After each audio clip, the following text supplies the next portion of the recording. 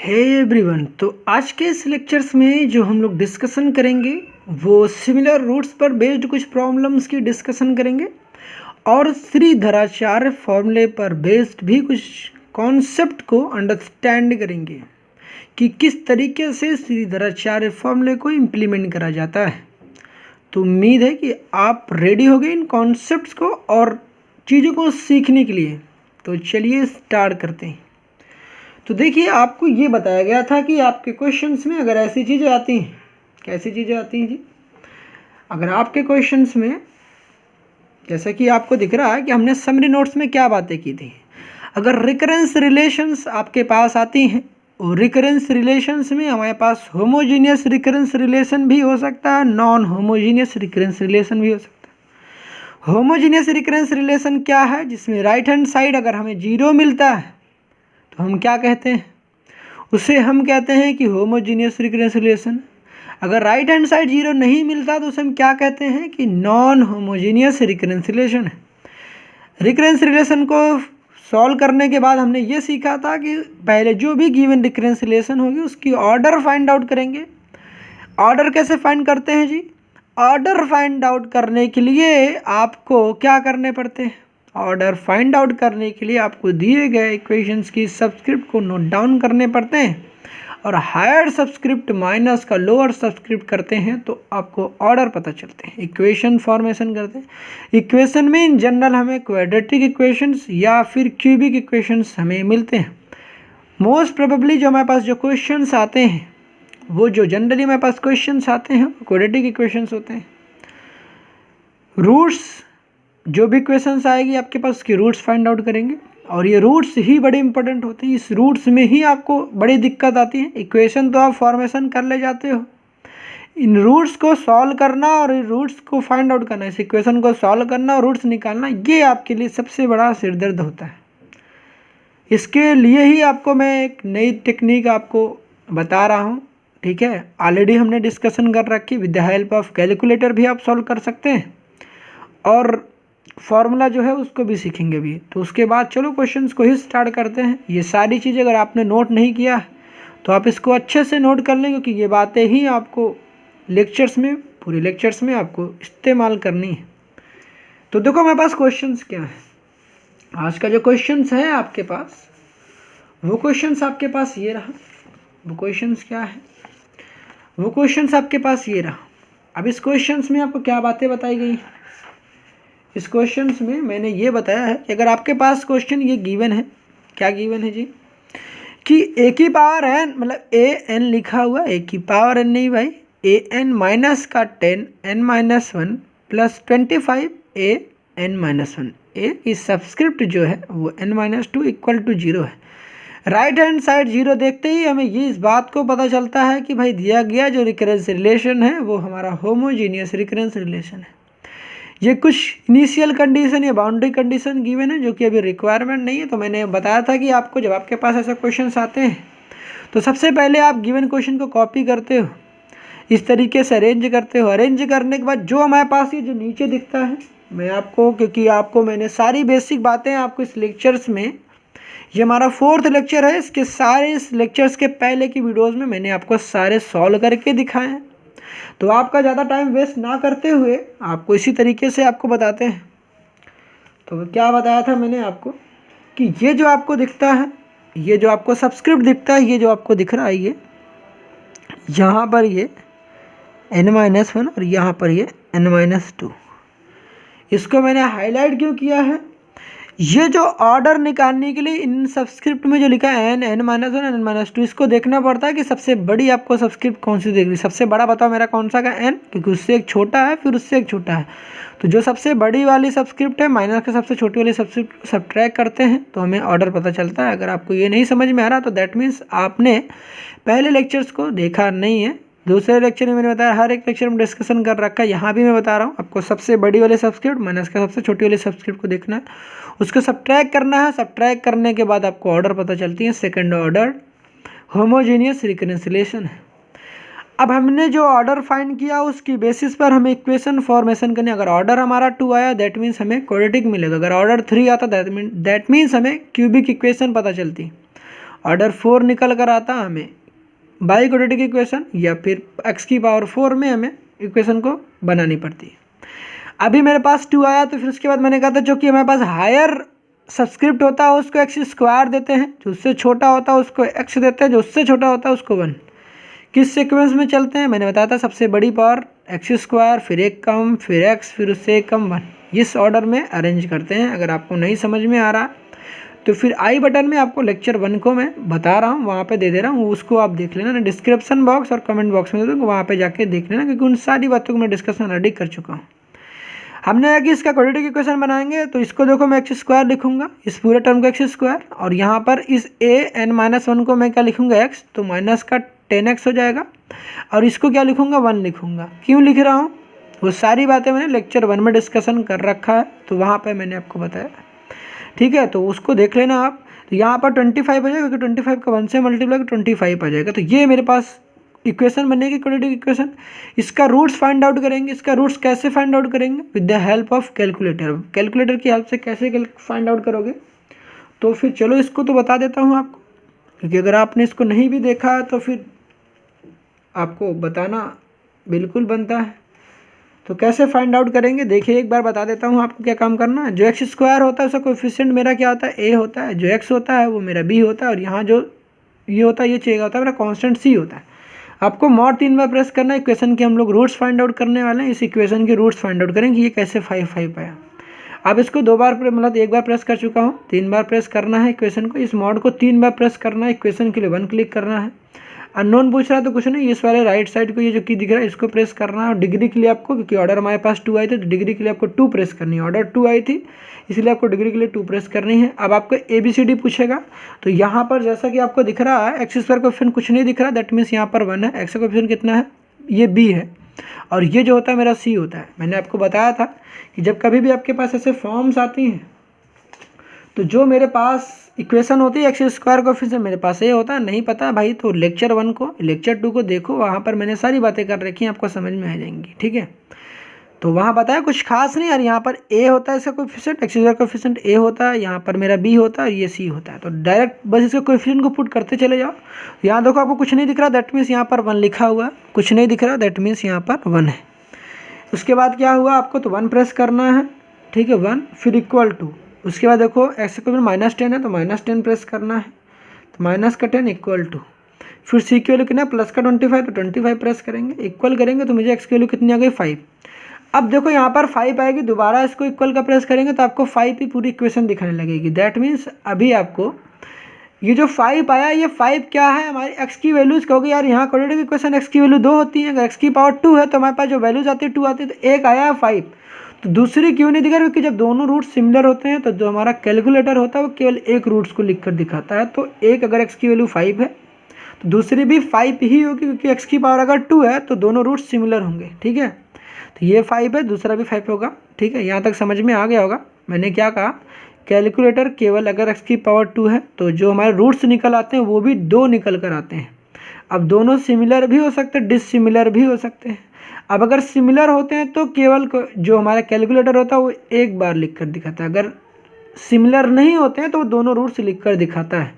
अब आपको ये जानना है तो फिर लेक्चर 2 देखना, वहाँ पर मैंने आपको बता रखे हैं कि अगर दोनों रूट्स डिससिमिलर होते हैं तो कैसे निकल कर आते हैं, वो बातें भी करी हैं मैंने, वहाँ पर जाके देख लेना एक बार बिल्कुल, क्योंकि स्टार्टिंग से देखोगे भाई तो आपको समझ में आएंगी मैंने क्या क्या बातें करी हैं, तो प्लीज़ जाके देख लेना उसको, ठीक है। तो फॉर द टाइम बिंग मैंने क्या बताया, दोनों रूट सिमिलर है, दोनों रूट सिमिलर है। 2 बार मैंने लिखा, एक बार आया तो उसको हमें दोबारा रिपीट करना था। एक 5 लिखा, दूसरा भी 5 ही होगा, क्योंकि कैलकुलेटर एक ही लिख कर दिखाता है।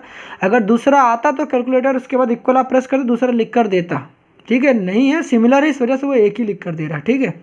तो 5 और 5 हो गए सिमिलर रूट्स है। जब सिमिलर रूट्स होते हैं तो मैंने क्या बताया था आपको, जब आपके पास रूट सिमिलर होते हैं तो an लिखते हो, ये जो हमारे पास रूट्स होते हैं 5 की पावर n c1 प्लस, फिर उसके बाद हमारे पास जब रूट सिमिलर होते हैं तो हम लोग एक n अपनी तरफ से एक एक्स्ट्रा ऐड करते हैं, जो कि आपके पास ये दिख रहा है। अगर यही 5 3 टाइम्स रिपीटेड होता तो यहाँ पर हम क्या करते हैं, 5 की power n c1 plus n 5 की पावर n c2, फिर यहाँ पर देखिए पहले हमने किया 1 फिर n स्क्वायर करते हैं, n स्क्वायर फिर 5 की पावर n c3 करते हैं। समझ में आ रही होंगी चीज़ें, पहले n लिखा, फिर अगर एक बार फिर और 5 रिपीट हो जाता तो हम लोग क्या लिखते हैं, एन स्क्वायर, एक n लगाया, फिर आगे इसके बाद प्लस लगाते हैं, फिर n स्क्वायर 5 की पावर n, फिर C3 लिखते हैं। चीज़ें समझ में आ रही होंगी। उसके बाद हमने क्या किया, ये कैरेक्टरिस्टिक इक्वेशन आपने फॉर्मेशन कर लिया, ये सारी बातें मैंने कर रखी हैं, तो फिर उसको भी देखना। कैरेक्टरिस्टिक इक्वेशन की फॉर्मेशन करना, बड़ी लंबी स्पेलिंग है भाई साहब इसकी, ठीक है, तो यहाँ पर कई बार टंग फिसल जाती हैं, ठीक है। तो यहाँ पर कैरेक्टरिस्टिक इक्वेशन की फॉर्मेशन किया आपने। उसके बाद हम लोग क्या करते हैं, जो हमारे पास इनिशियल कंडीशन होती है, इनिशियल कंडीशन के ये जो नीचे वाली सब्सक्रिप्ट होती है वो मेरी n की वैल्यू को रिप्रेजेंट करता है। तो यहाँ पर n की वैल्यू कितनी है, 0, यहाँ पर n की वैल्यू कितनी है, 1 है। तो यहाँ पर n की वैल्यू 0 है, तो n की वैल्यू दो केस बनाते हैं, एक n की वैल्यू 0 वाली और n की वैल्यू 1 वाली। कैसे बनाते हैं इसको देखकर, यहाँ पर जो सब्सक्रिप्ट लिखी होती है इस ये क्या होता है, मेरा n होता है, तो यहाँ पर 0 लिखा गया, तो ये n की वैल्यू होती है, तो n की वैल्यू 0 है, और यहाँ पर n की वैल्यू कितना है, 1 है। तो दो केस बनाते हैं, n इक्वल टू 0 पे और n इक्वल टू 1 पे। तो केस फर्स्ट हुआ, केस सेकंड हुआ जब n की वैल्यू 0 होती है और जब n की वैल्यू 1 होती है। जब n की वैल्यू 0 पुट किया, कहाँ पुट करोगे, इस इक्वेशन में, इक्वेशन 2 में। जब n की वैल्यू आप 0 पुट करेंगे तो देखो यहाँ पर a0 आएगा, और यहाँ पर जब 0 पुट करेंगे तो 5 की पावर 0 कितना हो जाएगा, 1। हर जगह जहाँ जहाँ पर है ना वहाँ पर आप 0 पुट करोगे, तो n की वैल्यू 0 कितना हो जाएगा मेरे पास, 1, क्योंकि n की वैल्यू 0 कितना हो जाएगा, यहाँ पर 5 की पावर 0 हो जाएगा। 5 की पावर 0 कितना होता है, 1, 1 का C1 से मल्टीप्लाई करोगे तो C1 आ जाएगा। यहाँ n की वैल्यू आप 0 पुट करेंगे तो 0 का किसी भी नंबर से मल्टीप्लाई करोगे तो पूरी टर्म कितनी हो जाएगी, 0 हो जाएगी। तो दैट्स वाई ये जो C2 है वो पूरा यहाँ पर वेनिश हो जाएगा। तो इसको आप नहीं लिख कर दिखाओगे तो केवल ये आपके पास आएगा ना C1, क्योंकि यहाँ तो ये चीज़ 1 हो चुकी है, क्योंकि 5 की पावर 0 बना था तो ये 1 हो गया, ठीक है। 5 की पावर 0 1 होता है, किसी भी नंबर की पावर 0 कितना होता है, 1 होता है, तो C1 हो गया। तो यहाँ पर A0 हो गया, A0 इक्वल टू C1 हो गया। तो C1 इक्वल टू कितना होगा, क्योंकि A0 की वैल्यू जो दे रखी थी, A0 की वैल्यू देखो मेरे पास क्वेश्चन में गिवन थी, A0 की वैल्यू 1 थी, तो A0 की वैल्यू 1 आ गई और C1 की वैल्यू 1 आ गई। अब दूसरी इक्वेशन n की वैल्यू 1, n की वैल्यू जब 1 पुट करोगे तो देखो A1 equal to 5C1 plus 5C2 आ गया। कैसे आया, देखो जहाँ पर n है वहाँ पर 1 पुट करो, n की वैल्यू 1, तो यहाँ 5 की पावर 1 कितना होता है, 5 ही होता है, तो 5 हो गया C1, 5 का C1 से मल्टीप्लाई करो 5C1, n की वैल्यू 1, तो फिर भाई 1 लिखो ना लिखो, फिर 5 की पावर n C2, तो फिर 5C2 हो जाएगा, ठीक है। समझ में आई बातें। अब देखो C1 की वैल्यू हमें ऑलरेडी पता है, C1 की वैल्यू पता है तो यहाँ पर पुट कर दिया, C1 की वैल्यू 5 × 1 प्लस 5C2, इस 5 को इधर ट्रांसपोज कर दिया, प्लस का 5 है तो इक्वल टू के लेफ्ट हैंड साइड आ रहा है, तो हमारे पास क्या जाएगा, माइनस का 5 हो जाएगा, तो 2 माइनस का 5 इक्वल टू 5C2। अब 2 - 5 क्या होता है, 2 - 5 होता है माइनस का 3, तो -3 हो गया इक्वल टू 5C2। अब यहाँ पर 5 जो है इसके साथ मल्टीप्लाइड में है, मल्टीप्लाइड में इसको डिवाइड में भेजेंगे तो -3/5 इक्वल टू C2, क्योंकि इंटू में ये डिवाइड में आ जाएगा, तो 5, तो C2 की वैल्यू कितनी आ गई, -3/5 आ गया। अभी यहाँ पर C1 और C2 की वैल्यूज आ गई। ये जो C1 और C2 वैल्यूज आती हैं, मैंने आपको बताया था कि जब आपके पास रूट्स आ जाती हैं, रूट्स बनाने के बाद देखो मैंने आपको यही समझाया था क्या कॉन्सेप्ट, आपको इन्हीं कॉन्सेप्ट पर बेस आपको क्वेश्चंस करा रहा हूँ। कैसे क्वेश्चन, आपने सबसे पहले देखो ऑर्डर फाइंड किया, इक्वेशन की फॉर्मेशन की, रूट्स भी निकाले, रूट्स निकालने के बाद कैरेक्टरिस्टिक इक्वेशन की फॉर्मेशन करते हैं, उसके बाद इनिशियल कंडीशन की हेल्प से C1 और C2 की वैल्यू को फाइंड आउट करते हैं। अब देखो यहाँ पर हम लोगों ने n equal to 0 n equal to 1 कहाँ से लिया, तो ये जो इनिशियल कंडीशन थी इसकी हेल्प से ही निकाले, तो मैंने यही लिख रखा है, इनिशियल कंडीशन की हेल्प से C1 और C2 की वैल्यूज़ को फाइंड आउट करते हैं। जब हम लोग C1 और C2 की वैल्यूज निकाल लेते हैं तो इसको फाइनली हम लोग जो कैरेक्टरिस्टिक इक्वेशन की फॉर्मेशन करते हैं वहाँ पर ले जाके वैल्यूज को दोबारा अगेन पुट कर देते हैं इस इक्वेशन में। तो कैरेक्टरिस्टिक इक्वेशन जो बना रखी थी वहाँ पर इनकी C1 और C2 की वैल्यूज को पुट कर दो। तो यहाँ पर देखो जब हम लोग ऐसा पुट करेंगे देखो हमारे पास क्या मिलेगा, हमें पास देखो यहाँ पर C1 की वैल्यू कितनी आई, मेरे पास C1 की वैल्यू 1 आई, तो C1 की वैल्यू अगर 1 आ गई तो यहाँ पर 1 पुट करेंगे, तो यहाँ पर जब 1 पुट करेंगे तो मेरे पास 5 की पावर n केवल बचेगा, और C2 की वैल्यू -3/5 है, तो C2 की वैल्यू माइनस यहाँ पर -3/5 आ जाएगा। और n को मैंने पीछे लिख रखा है, ऐसी ज़रूरत नहीं है, आपको अगर लिखना तो लिख लो, क्योंकि देखो यहाँ पर -3/5 है तो ये प्लस वाला माइनस हो जाएगा, तो -3/5 × 5 की पावर n × n हो जाएगा। चीज़ें यहाँ तक क्लियर होंगी। तो ये था मेरे इस क्वेश्चन का सोल्यूशन जो कि आपने सीखा, उम्मीद है आपको चीज़ें समझ भी आ गई होंगी।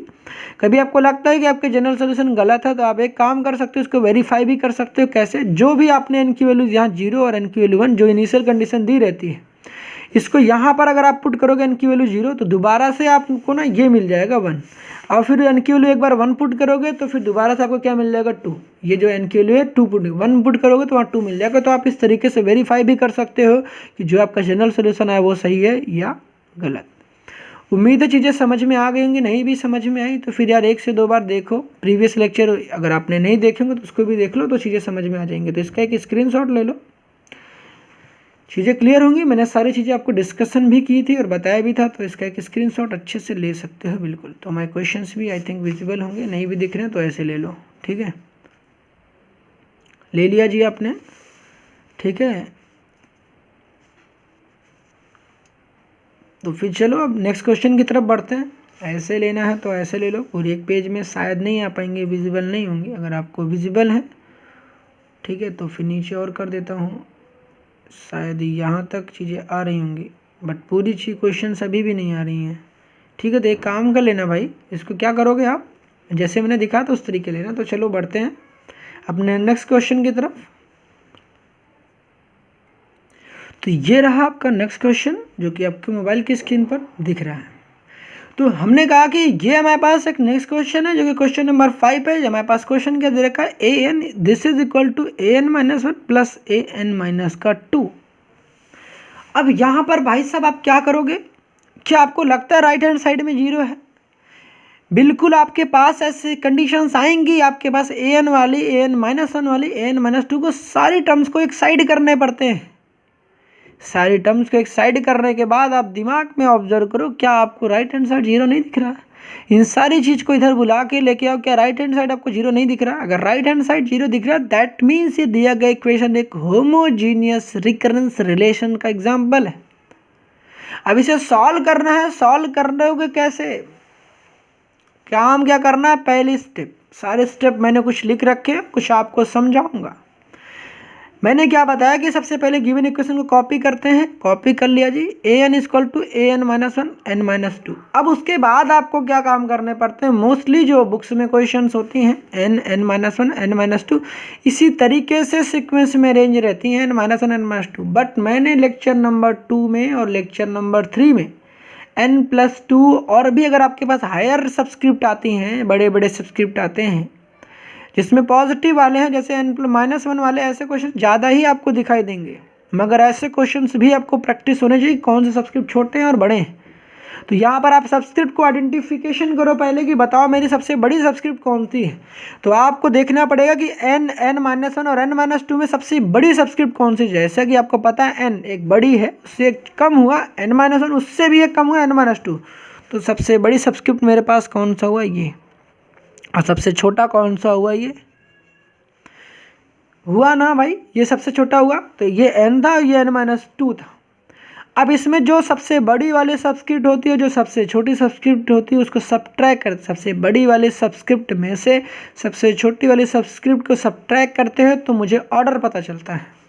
तो जब n में से n माइनस 2 को सब्ट्रैक्ट कर दोगे तो मुझे 2 मिलेगा ऑर्डर, तो ऑर्डर मेरा 2 हो जाएगा, मतलब ये सेकेंड ऑर्डर रिकरेंस रिलेशन है। अब उसके बाद हमें इक्वेशन फॉर्मेशन करनी पड़ती है सॉरी फॉर दैट। हमने कहा कि इक्वेशन कैसे फॉर्मेशन करते हैं, जो सबसे बड़ी सब्सक्रिप्ट होती है उसको एक्स स्क्वायर प्रोवाइड करते हैं। ये सारी डिटेल डिस्कशन हमने लेक्चर 1 में डिस्कशन किया था, बार बार आपको परेशान नहीं करते हैं, अभी भी थोड़ी बहुत अगर आपने देखेंगे समझ में आ रही होंगी। तो जो सबसे बड़ी सब्सक्रिप्ट मेरी कौन सी थी, ए एन वाली, तो इसको देते हैं एक्स स्क्वायर, उससे जो छोटी होती है उसको एक सबसे छोटी वाली कैसा हो जाएगा, वो 1 हो जाएगा। तो यहाँ देखो एक्स स्क्वायर हुआ और इसको क्या देंगे, उससे छोटी है तो उसको x, और ये कितना हो जाएगा 1। क्या सीक्वेंस बता रखा था, ठीक है। तो फिर वो तो यार बड़े टाइम लेंगे, आपके टाइम टेकिंग होंगे। तो फिर क्या करोगे, मैं लिंक जो है डिस्क्रिप्शन बॉक्स में, जैसा मैंने अभी बताया था कि आपको दे दूंगा, वहाँ पे आप देख लेना, ज़्यादा क्लैरिटी होगी आपको कॉन्सेप्ट की, क्या बताया मैंने।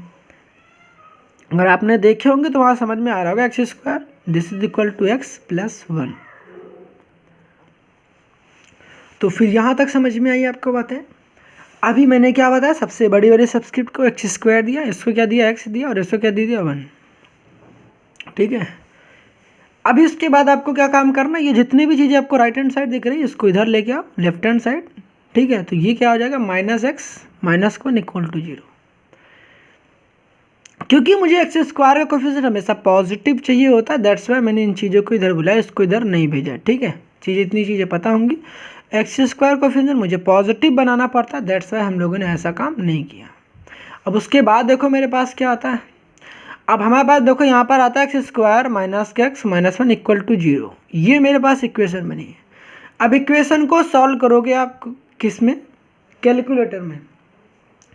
अगर आप इस इक्वेशन को सॉल्व करते हो कैलकुलेटर में तो सबसे पहले आपको क्या बात पता होनी चाहिए कि आपको ये बात पता होना चाहिए कि जैसा कि मैंने आपको बताया था कि x² कोफिशिएंट मेरा a होता है और x का कोफिशिएंट मेरा b होता है और ये मेरा कांस्टेंट होता है। तो आपको क्या पता है कि यहाँ पर जो मेरे पास इक्वेशन बनी है, इस इक्वेशन में x का कोफिशिएंट कुछ दिख रहा है क्या, नहीं दिख रहा है। तो कुछ नहीं दिख रहा, दैट मीन्स 1 है। और x का कोफिशिएंट यहाँ भी कुछ नहीं दिख रहा, दैट मीन्स यहाँ भी 1 है, मगर यहाँ पर -1 आपको, क्योंकि यहाँ माइनस है तो -1 हो जाएगा, यहाँ पर कितना हो जाएगा, -1। अब आप कैलकुलेटर में इसे सॉल्व करोगे तो आपको क्या मिलेगा, ज़रा इसको देखते हैं। अभी मैं क्या बताने वाला हूँ आपको चीज़ें समझ में आ जाएंगी। कैलकुलेटर में जाओगे आप, ऑन करो पहले, ठीक है, चीज़ें पहले से ही है तो मॉड, अगर आपको नहीं निकल पा रहे हो आप देखोगे, कैल्सी में जाओगे, इसको सॉल्व करोगे, आप एस आल क्लियर करोगे मगर क्लियर नहीं होगी, जैसा कि मैं दिखा रहा हूँ आपको, क्लियर करोगे नहीं होगी। तो आपको इससे बाहर निकलने के लिए क्या करना पड़ेगा, मॉड को प्रेस करो और उसके बाद ना न्यूमेरिक जो दे रखे नंबर दे रखे वहाँ पे 1 प्रेस कर देना, तो आप नॉर्मल मोड में आ जाओगे। अब उसके बाद फिर से आपको 3 बार मॉड प्रेस करना है, 1 2 3। इक्वेशन के लिए आपको 1 प्रेस करना है, उसके बाद ये वाली की प्रेस करनी है, डिग्री क्योंकि हमारे पास मैक्सिमम कितनी है, 2 है, तो यहाँ पर आप 2 प्रेस करोगे। अब आपको ABCD पूछ रखा तो A की वैल्यू आपको पता हो, कुछ नहीं दिख रहा, दैट मीन्स 1 है, तो यहाँ पर 1 प्रेस करोगे। यहाँ पर कितना है, -1 है, B की वैल्यू -1 है तो -1 प्रेस करोगे। C की वैल्यू भी -1 है तो -1 प्रेस करेंगे। अगेन मुझे x1 और x2 की वैल्यू मिल चुकी है, कितनी मिली है, x1 की वैल्यू मिली है 1 पॉइंट कितना मिला, अच्छे से देखते हैं जरा, 1.618033 इतना मिल रखा है। अब कभी भी आपके पास अगर रूट्स जो होती है डेसिमल में ऐसे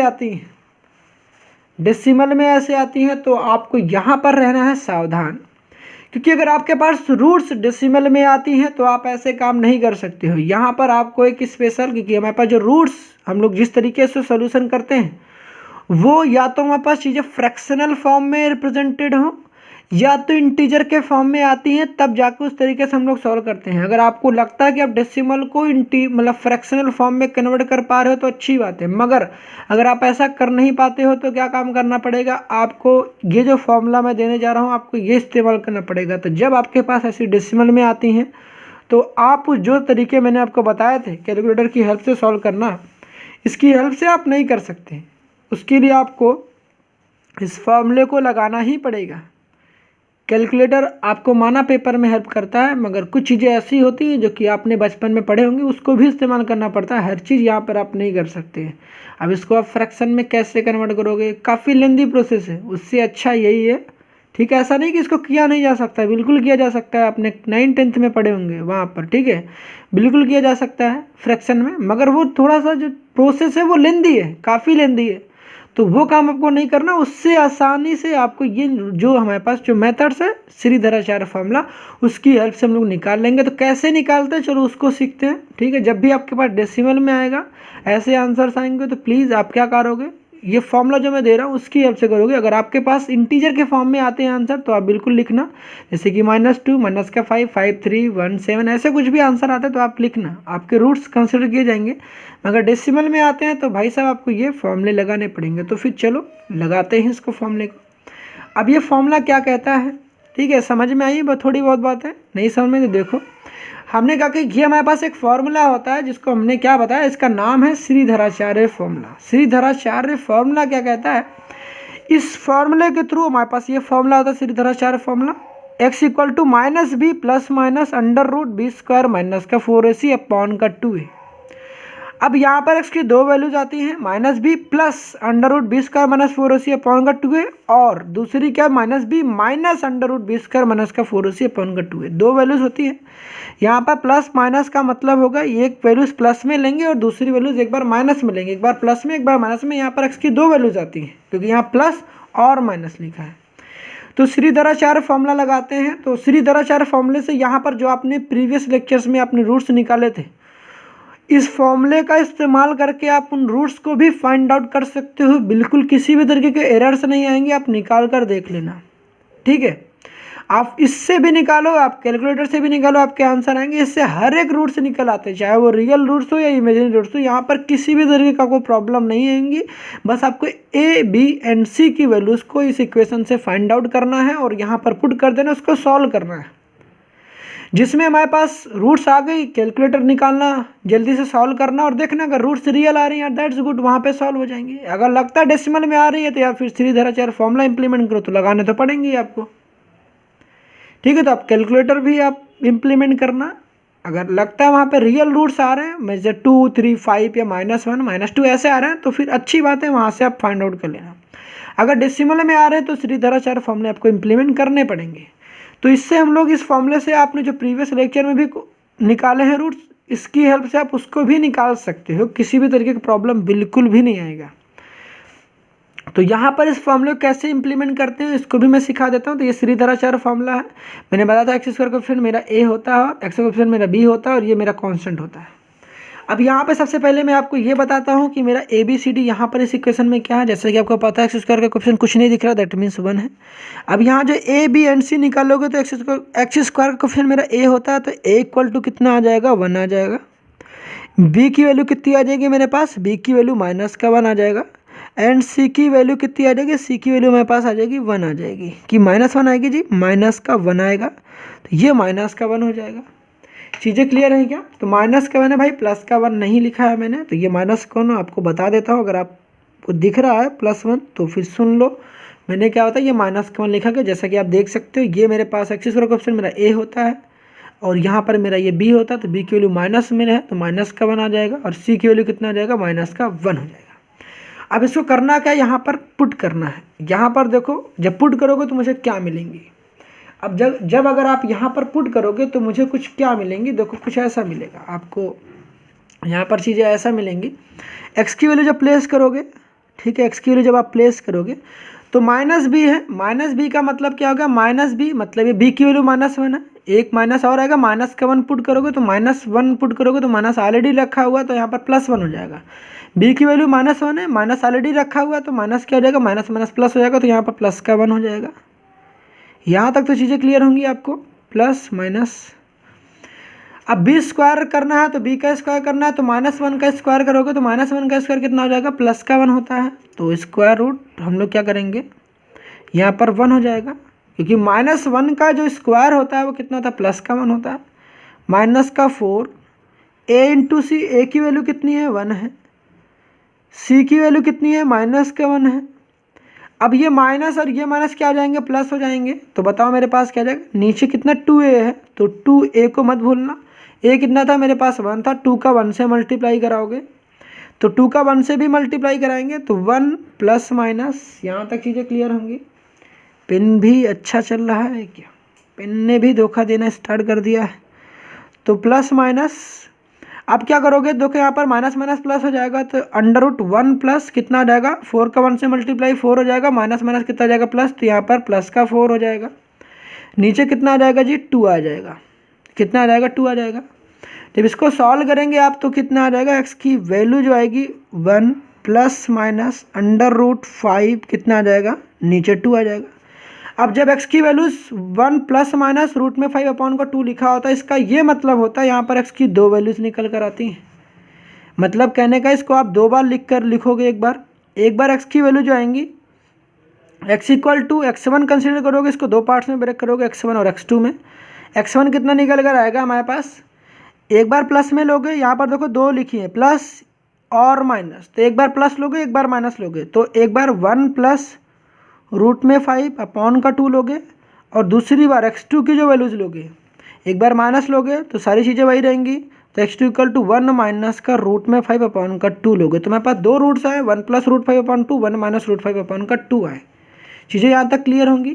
तो मेरे पास दो रूट्स क्या क्या निकल कर आ गए, जो रूट्स आए हमारे पास वो आ गए 1 प्लस रूट 5 अपॉन का 2 और दूसरी रूट्स क्या है 1 माइनस का रूट 5 अपॉन का कितना आ जाएगा 2। ये मेरे पास दो रूट्स निकल कर आ गए जो कि आपने भी निकाले होंगे। चीज़ें यहाँ तक तो क्लियर होंगी बिल्कुल। तो यहाँ तक चीज़ें आपको हो गई। अभी उसके बाद देखो हमारे पास क्या करना, दोनों रूट्स कैसे हैं, रियल है, रूट्स रियल है, डिफरेंट हैं।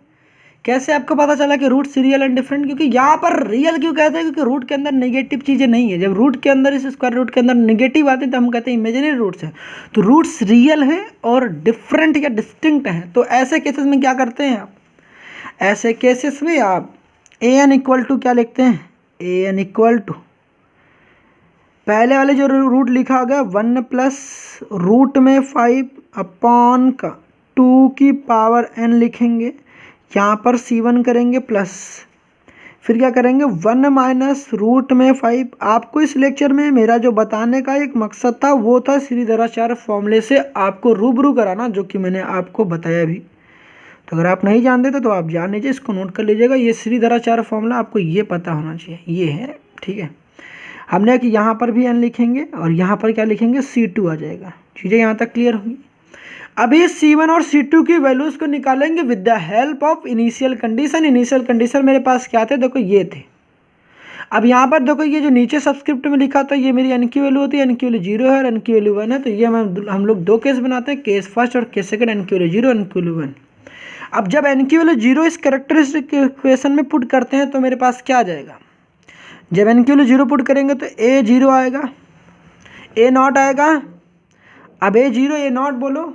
अब n की वैल्यू जब 0 पुट करोगे तो यहाँ पर कितना आ जाएगा, ये किसी भी नंबर की पावर 0, यहाँ पर इनपुट 0 पुट करोगे 1 हो जाएगा। तो किसी भी नंबर की पावर 0 1 हो जाएगा, तो 1 का C1 से मल्टीप्लाई होगा तो C1 ही आएगा। और यहाँ पर आप पुट करोगे, यहाँ भी क्या पुट करोगे, अगर यहाँ भी अगर आप पुट करते हो तो मेरे पास क्या मिल जाएगा बताओ। यहाँ पर भी आपके पास 0 पुट करोगे तो 0 को पुट करो किसी भी नंबर की पावर 0 कितना होता है 1, तो यहाँ पर C1 प्लस C2 आ जाएगा, C1 प्लस C2 आ जाएगा। अब ए नॉट की वैल्यू कितनी दे रखी थी, ए नॉट की वैल्यू दे रखी थी मेरे पास देखो 0, ए नॉट की वैल्यू दे रखी थी 0। अब 0 दे रखी थी तो यहाँ पर 0 पुट कर दो, तो 0 पुट कर दिया आपने, तो 0 की आ गया तो C1 इक्वल टू क्या आ जाएगा C2। यहाँ से अगर हम रिलेशन निकालें तो मेरे पास क्या निकल कर आएगा, रिलेशन ये निकल कर आएगा, अगर मैं C1 को यहीं रहने देता हूँ तो C1 इक्वल टू क्या आ जाएगा, C1 इक्वल टू माइनस का C2 आ जाएगा। ठीक है, C1 इक्वल टू क्या आ जाएगा, माइनस का C2। ये चीज़ें समझ में आ रही हैं आपको, ठीक है। रिलेशन क्या निकल के आएगा, जहाँ जो C1 है C1 की जगह हम क्या लिख सकते हैं, माइनस का C2 लिख सकते हैं। C1 इक्वल टू माइनस का C2, यहाँ तक तो चीज़ें प्रॉब्लम नहीं होंगी। अब n की वैल्यू 1 पुट करो, अब n इक्वल टू 1 पुट करोगे तो बताओ मुझे क्या मिलेगा, a1 आएगा, n की वैल्यू 1 यहाँ पुट कर दो, a1 equal to 1 plus root में 5 डिवाइडेड बाई का 2। ठीक है, यहाँ पर कितना आ जाएगा, इनटू में C1 प्लस का यहाँ पर कितना आ जाएगा 1 माइनस रूट में 5, यहाँ पर कितना आ जाएगा 2, यहाँ पर कितना आ जाएगा n की वैल्यू 1 पुट कर, तो यहाँ पर इनटू में कितना आ जाएगा C2 आ जाएगा। चीज़ें यहाँ तक क्लियर होंगी। अब C1 को मैं किससे रिप्लेस, क्योंकि देखो दोनों के डिनोमिनेटर में 2 है, तो यहाँ पर 2 और a1 की वैल्यू मेरे पास कितनी दे रखी थी 1, तो यहाँ पर 1 हो जाएगा, यहाँ पर ये 1 हो जाएगा। और ये जो 2 वाला है इस 2 को डिनोमिनेटर में दोनों में तो कॉमन ले लेंगे। ठीक है, कॉमन ले लेंगे तो इस 2 को यहाँ पर यहाँ लिख सकते हैं, कॉमन लेके डिवाइड में भेज देंगे। तो यहाँ पर जो मेरे पास आएगी चीज़ें कितना आ जाएगा, रूट 5, फिर यहाँ पर C1 आ जाएगा, फिर यहाँ पर आ जाएंगे 1 माइनस का रूट में 5, फिर कितना आ जाएगा हमारे पास C2 आएगा। चीज़ें क्लियर होंगी। यहाँ पर देखो 1/2 दोनों में थे, डिनोमिनेटर में 2 थे, तो 2 को कॉमन लिया और इसको इधर भेज दिया। ठीक है, यहाँ पर 2 का 1 से मल्टीप्लाई कर दिया। अब क्योंकि C1 को मैं माइनस C2 से रिप्लेस कर सकता हूँ, जैसा कि मुझे पता चला यहाँ रिलेशन से, तो C1 की जगह पर मैं माइनस का C2 लिख सकता हूँ। तो देखो मैं C1 की जगह माइनस C2 लिखूँगा, तो माइनस C2 यहाँ लिख लो। तो जब C1 की जगह माइनस C2 लिखोगे तो 1 प्लस रूट 5 इंटू माइनस का C2 करोगे तो माइनस का C2। देखो ना, C1 को मैं माइनस C2 से रिप्लेस कर सकता हूँ।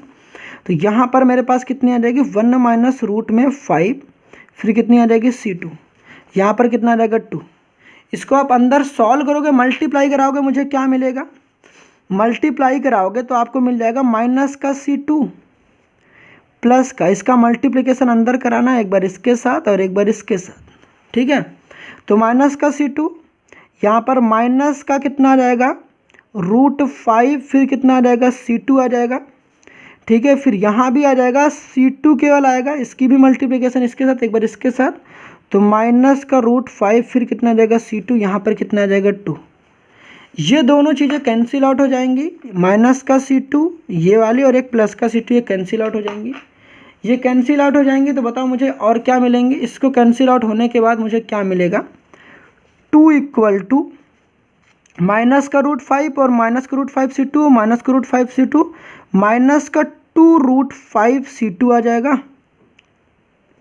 आ जाएगा जी, कोई दिक्कत यहाँ तक बिल्कुल नहीं होगी। ये माइनस का 2, ये माइनस को इधर भेज दो, माइनस का 2 अपॉन का 2√5 हो जाएगा, इक्वल टू C2 हो जाएगा, इनटू में डिवाइड में चला जाएगा।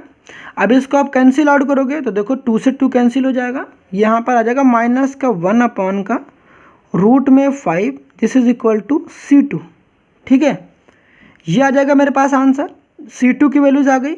अब C2 और C1, जो C1 की वैल्यूज होगी C2 के अपोजिट होगी, तो माइनस का है तो इसका जब करेंगे तो C1 की जो वैल्यूज आ जाएगी हमारे पास कितना आ जाएगा 1/√5 आ जाएगा, क्योंकि इन दोनों की वैल्यूज अपोजिट है। एक C1 की वैल्यू है तो C2 जो है माइनस में है, तो यहाँ पर जब आप रखोगे C2 की वैल्यूज तो यहाँ पर रखोगे तो प्लस का 1/√5 आ जाएगा। चीज़ें यहाँ तक क्लियर। C1 और C2 की वैल्यूज मेरे पास आ गई। अब करना कुछ नहीं है, इस C1 और C2 की वैल्यूज़ को यहाँ पर आप प्लेस कर देना। बस आप C1 और C2 की वैल्यूज़ को प्लेस कर दोगे तो मेरे पास क्या मिलेगा, C1 और C2 की वैल्यूज़ को आप जब यहाँ पर प्लेस करते हो तो ये तो आप निकाल लोगे रफ में C1 और C2 की वैल्यूज़ निकाल लेना। तो C1 और C2 की वैल्यूज़ निकाल के यहाँ पर क्या करना है आपको, इस इक्वेशन में पुट कर देना है। तो जो मेरे पास जो जनरल सोल्यूशन आएगा, वहाँ पर मेरे पास क्या आ जाएगा, an इक्वल टू 1 + √5 अपॉन का 2, C1 की वैल्यूज़ 1/√5 आई है तो यहाँ पर n लिखोगे इंटू 1/√5 आ जाएगा, ठीक है। यहाँ तक चीज़ें क्लियर होंगी। इस इक्वेशन में, कैरेक्टरिस्टिक इक्वेशन में हम लोग पुट करते हैं प्लस। C2 की वैल्यू माइनस में है, माइनस का 1/√5 है तो यहाँ जो प्लस है ये माइनस बन जाएगा, तो ये माइनस हो जाएगा। यहाँ पर कितना जाएगा 1 - √5 अपॉन का 2 की होल पावर n, यहाँ पर कितना आ जाएगा C2 1/√5। अब अगर आप चाहते हो, या मतलब यहाँ तो आंसर आ गया, ये था मेरा फाइनल आंसर, इसको यहीं पर छोड़ देना। मिलते हैं नेक्स्ट लेक्चर में। उम्मीद है चीज़ें यहाँ तक समझ में आई होंगी, मैंने सारी बातें आपको बता रखी। कोई प्रॉब्लम होगी तो बिल्कुल कमेंट सेक्शन में जाना, आप बता देना, ठीक है। मिलते हैं नेक्स्ट लेक्चर में, तब तक के लिए ऑल द बेस्ट।